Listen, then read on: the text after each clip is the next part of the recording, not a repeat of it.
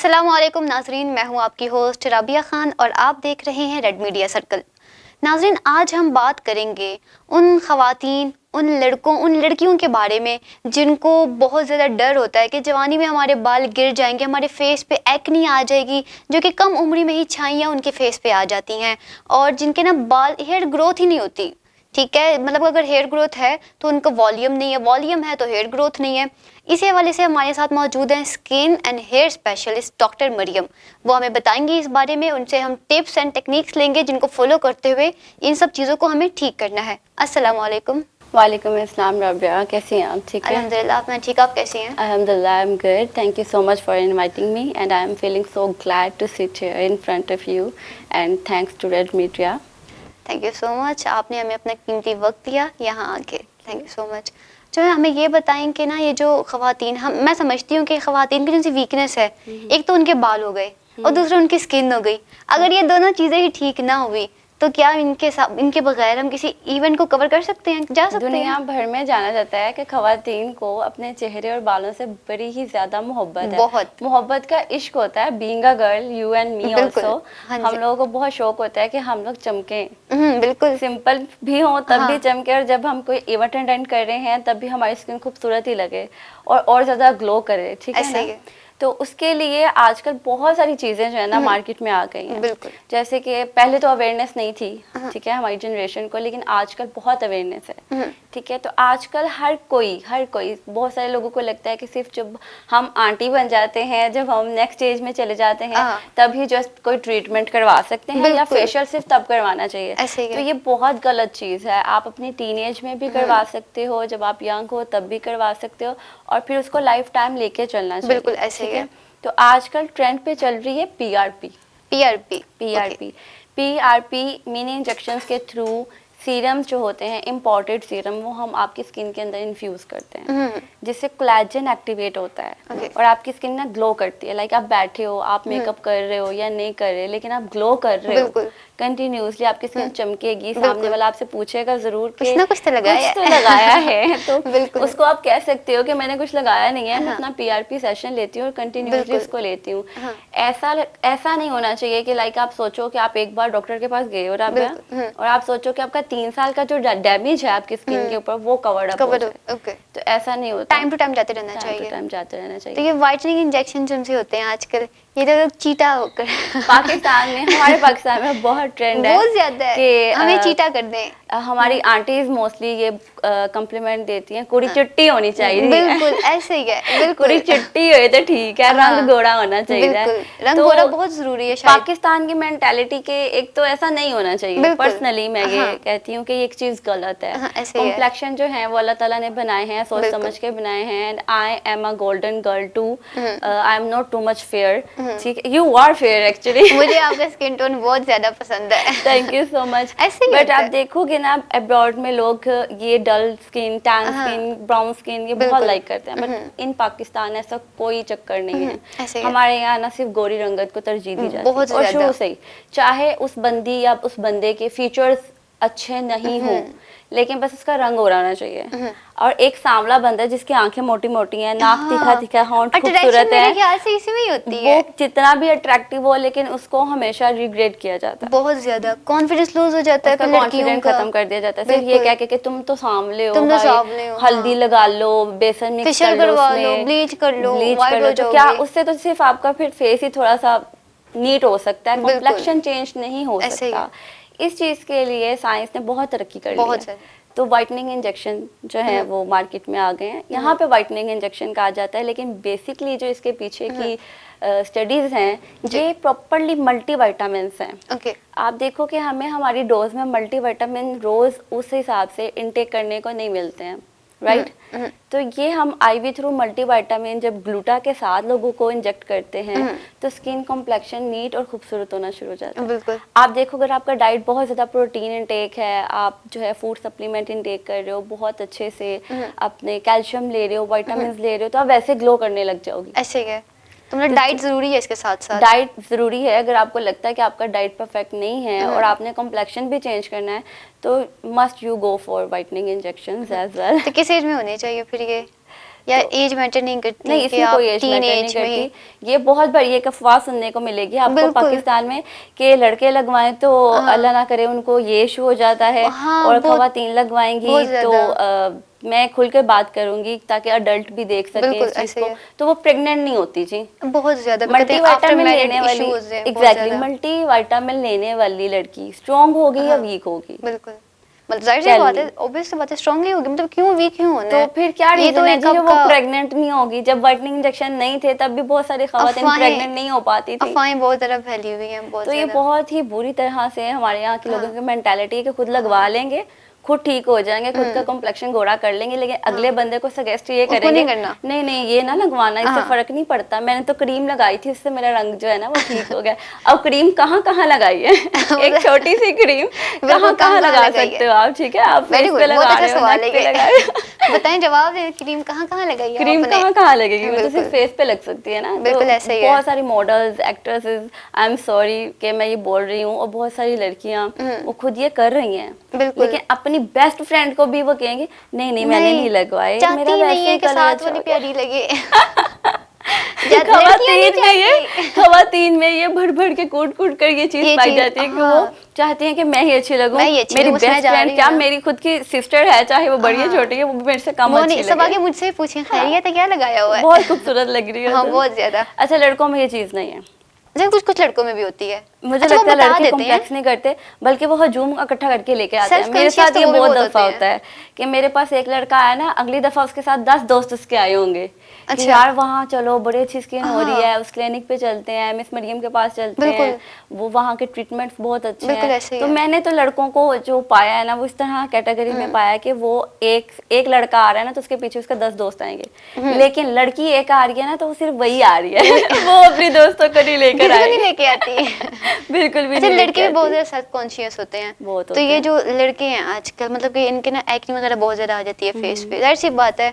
अब बाहर आते जाते हो, बाइक पे आते जाते हो, स्किन डैमेज हो जाती है। बिल्कुल, तो क्या इनकी वजूहत, क्या रीजन है इनके? जी मिस राबिया, आपने अभी बहुत अच्छा सवाल पूछा है कि लड़के कॉन्शियस होते हैं, लड़कियां भी कॉन्शियस होती हैं, और एक्ने का इशू बहुत ज़्यादा स्वेयर है।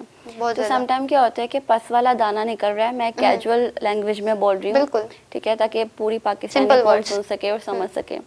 पस बन रही है, चेहरे पे दाने निकल रहे हैं, तो हमारी वालदा या हमारे अब्बू अम्मी सब लोग बोलते हैं घर में दूध पियो, दही खा लो, लस्सी पियो।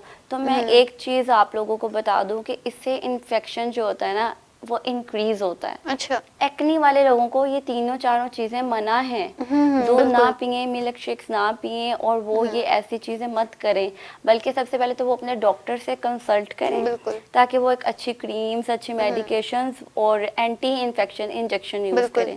हमारे यहाँ एक्नी करवा लेंगे 2-3 साल लगा के, लेकिन टोटके वगैरह होते हैं, टोटके करेंगे। आजकल टोटकों का ट्रेंड नहीं है।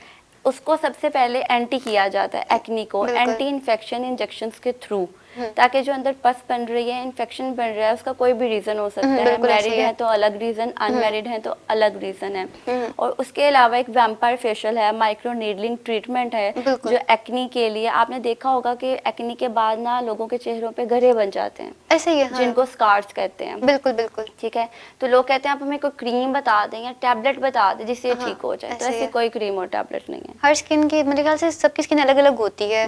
आपकी कोई भी स्किन टाइप है, अगर आपके गरे बन गए हैं या इसमें भी टाइप्स होती हैं स्किन में, तो आपके लिए कोई क्रीम और मेडिकेशन नहीं है, उसके लिए ट्रीटमेंट ही है। उसके लिए आपको माइक्रो नीडलिंग और पीआरपी ही करवानी पड़ेगी, उसी से आपकी स्किन बैलेंस होगी। पीआरपी बालों के लिए भी होती है ना? जी बिल्कुल, पीआरपी बिल्कुल। तो ये क्या है एग्जैक्टली, कि मतलब क्यों करवानी चाहिए? नहीं ठीक है, ये डेफिनेटली करवानी चाहिए। इवन दैट जरूरी नहीं कि आपने वेट करना है कि बाल उतरे, आप गंजे हों, आपके बाल थीन हो जाए तो आप पीआरपी करवाएं। मतलब सब यही कहते हैं कि जब तक आप पूरी तरह से गंजे ना हो जाओ ना उससे पहले आपने नहीं करवानी। जब तक गंजे हो जाओगे ना अच्छे खासे, बिल्कुल आपकी खेती साफ हो जाएगी फिर आपने करवाना। तो ये क्या करवानी चाहिए? वो मैदान साफ हो जाएगा ना तब आएंगे हमारे पास, और फिर मैदान साफ करने के बाद हम डॉक्टर से, नॉट फॉर मी, सभी डॉक्टर्स, सभी एस्थेटिशियन, स्किन कंसल्टेंट, आप उनसे क्या एक्सपेक्टेशंस लगा के बैठ जाते हो कि हम एक दफा में गए हैं ना अब वो मैदान भर जाए। बिल्कुल, तो 15 से 20 दिन में ऐसा पॉसिबल ऐसा नहीं होता नहीं। अगर आपको हेयर डैमेज आ गया, हेयर फॉल आ गया है,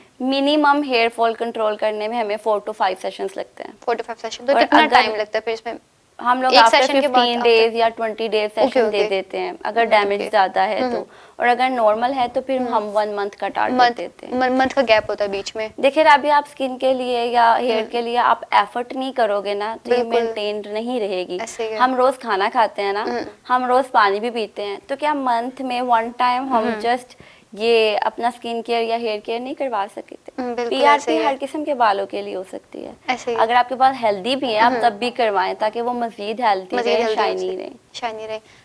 डार्क सर्कल्स ये आजकल बहुत ज्यादा हैं, तो ये सिर्फ रात को पूरी रात जागने से ही है या वैसे भी हो जाते हैं? नहीं नहीं, ऐसा बिल्कुल नहीं है कि आप सिर्फ रात को जागते हो तो आपको। हमारी माँ तो यही कहती है ना कि मोबाइल रख दो तो डार्क सर्कल्स बिल्कुल भी नहीं होंगे, कुछ भी नहीं होगा फेस पे, रातों को जागते रहोगे, फिल्में देखते रहोगे। हाँ, तो डार्क सर्कल्स हैं। वो हमारी माँ के तो वैसे ही ना विलन जो है ना वो मोबाइल फोन ही है। हम कुछ भी करेंगे ना तो जो हमारे करने का क्राइम पार्टनर है ना वो हमारा मोबाइल फोन ही है। लेकिन ऐसा नहीं है। 10 घंटे 12 घंटे सोने वाले पेशेंट्स हैं, मेरे खुद के क्लिनिक पे आते हैं और उनको डार्क सर्कल का इशू है।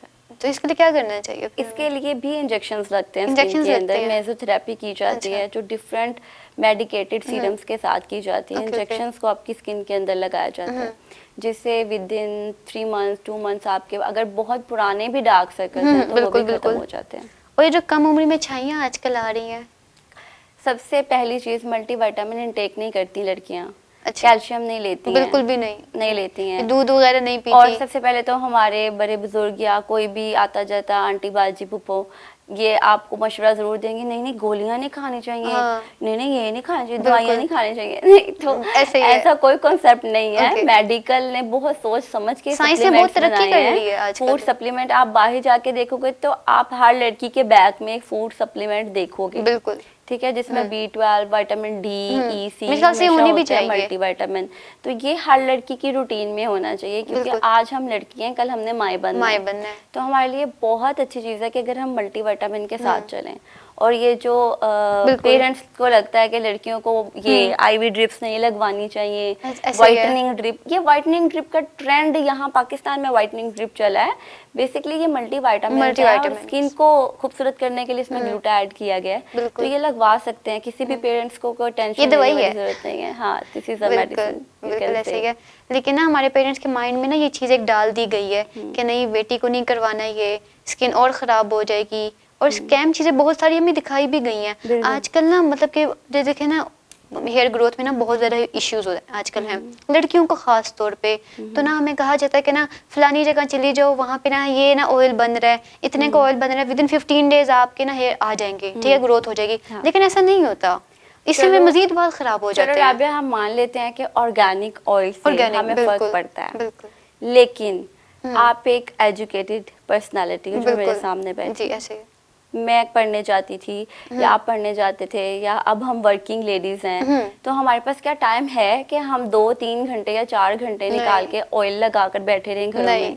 पहली जो खवातीन थी ना उन्होंने सिर्फ घर चलाने होते थे, तो वो तेल लगा के खाने पका सकते, पूरा दिन चुटिया हमें बाहर फेस करना होता है, हमने लोगों को फेस करना होता है, हमें ड्यूटी पे रहना होता है, ठीक है। हम लोगों के पास इतना टाइम नहीं है कि हम लोग ऑयलिंग करके बैठे रहे और घंटों घंटों बैठे रहे, इतना टाइम ही नहीं है। तो इसीलिए तो ये चीजें निकाली गई हैं कि ठीक है अगर आप मंथ में 1 डे निकाल लो या 15 डेज में 1 डे निकालो और बालों पे पीआरपी करवा लो, तो वो तेल से ज्यादा ऑर्गेनिक ऑयल से ज्यादा अच्छा वर्क करती है। अच्छा, जाहिर सी बात है, वो भी ना तो चीजें टेस्ट हुई होती हैं ऑलरेडी पहले से ही। अच्छा, तो ये जो हेयर किसी किसी की ना लेंथ बहुत ज्यादा होती है, उनका वॉल्यूम नहीं होता, किसी का वॉल्यूम है तो लेंथ नहीं है, तो इसकी क्या वजह है? फिर डिफरेंट चीजें टाइप्स होते हैं, बालों में भी टाइप्स होती हैं, बालों में भी टाइप्स होती हैं, स्किन में भी टाइप्स होती हैं। आप देखो आपकी रूटीन और मेरी रूटीन में बहुत फर्क है, आपके फूड इनटेक और मेरे फूड इनटेक में बहुत फर्क है। And you like long hairs and I like short hair, ठीक है, हमारी फील्ड्स अलग अलग हैं, ठीक है। तो हमें हमारे ही टाइप्स के साथ चलना पड़ेगा। अगर आपको आपके लंबे बाल पसंद है, आप चाहते हो ये लंबे ही रहें, तो उसके लिए एफर्ट करो ना। आप मल्टीविटामिन लो, आप अच्छा फूड लो, आप प्रोटीन इनटेक करो, आप अपने डॉक्टर से कंसल्ट करो। अब आपके बाल झड़ रहे हैं तो आपको फिक्र होगी, लेकिन आप उसको अगर इग्नोर कर रही हो तो दैट्स योर फॉल्ट। अगर आप उसको वक्त पे नहीं पकड़ रहे हो, फिर जाके आपको क्या अभी ठीक हो जाए, खुद ही ठीक हो जाएंगे, तो अभी ठीक हो जाएंगे। तो ऐसा नहीं होता है। और आजकल ना 18, 19, 20 साल की उम्र में ना बाल भी बहुत ज्यादा ना वाइट हो रहे हैं। ग्रे हेयर्स, बहुत ग्रे ज्यादा। हेयर्स का अभी तक तो कोई ऐसा हल नहीं है अगर वो निकल आए। ओके। लेकिन उनको कंट्रोल किया जा सकता है कि अगर जो निकल आए हैं ना वो वहीं पे रुक जाएं, मजीद ना बढ़े। उसके लिए भी हम पीआरपी करते हैं। उसके लिए भी पीआरपी कर रहे हैं। पीआरपी फॉर्मल लैंग्वेज में जस्ट हम इसको पीआरपी कह सकते हैं। इसकी अगर डेफिनेशन है प्लेटलेट रिच प्लाज्मा, ठीक है, जिसमें हम आपके ब्लड के व्हाइट सेल सेपरेट करते हैं और कॉकटेल्स बनाते हैं सीरम्स का। उनको डिफरेंट डिफरेंट पर्पस के लिए डिफरेंट डिफरेंट सीरम्स होते हैं और उसको हम व्हाइट सेल्स के साथ मिक्स करके आपके उस इशू के लिए हम आपके सर पे इंजेक्ट करते हैं या डार्क सर्कल पे इंजेक्ट करते हैं या चीक्स पे इंजेक्ट करते हैं। तो वो एक डिफरेंट डिफरेंट वे में डिफरेंट डिफरेंट सीरम्स के साथ व्हाइट सेल्स आपकी बॉडी में जाते हैं। अच्छा, हमें ये बताएं कि आजकल स्मोक बहुत ज्यादा है, जैसे आपको पता होगा, अभी आई हैं आप तो बाहर आपने देखा कितनी ज्यादा स्मोक है। बहुत ज्यादा। तो क्या इससे फर्क पड़ता है हमें कि मतलब कि हमारी स्किन को खराब होगी, डैमेज होगी इससे हमारी स्किन?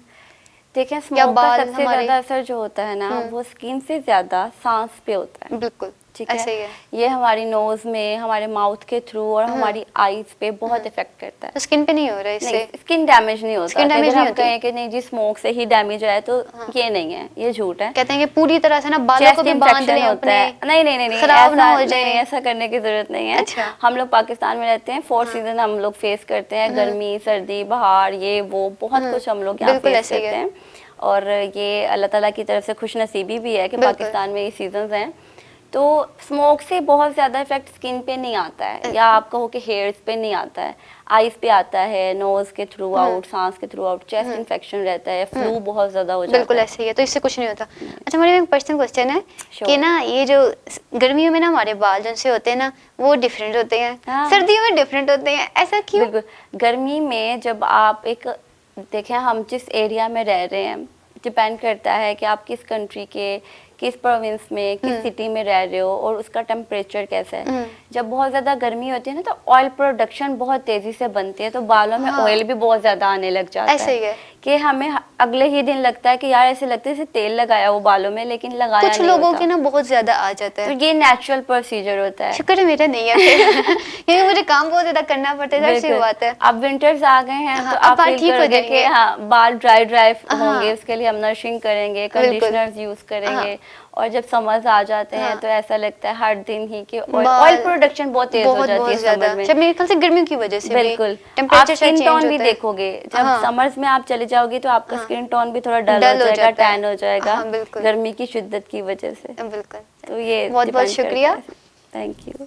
तो नाज़रीन, जैसा कि आपने देखा, हमें डॉक्टर मरियम ने बहुत ज़्यादा इंटरेस्टिंग इन्फॉर्मेशन दी। उन्होंने बताया कि ना आजकल पीआरपीज़ हो रही हैं, इंजेक्शंस वगैरह लग रहे हैं, तो आप अपना ध्यान रखें, अपनी डाइट सबसे पहले बिल्कुल ठीक रखें। अगर आपने अच्छा दिखना है, कॉन्फिडेंटली अगर आपको कहीं जाना है, आपके बाल भी ठीक हो, स्किन भी ठीक हो, तो आपको सबसे पहले अपनी डाइट का ध्यान रखना चाहिए। तो इंशाल्लाह आपसे दोबारा मुलाकात होगी, तब तक के लिए अपनी मेज़बान राबिया खान को दीजिए इजाज़त। अल्लाह हाफिज़।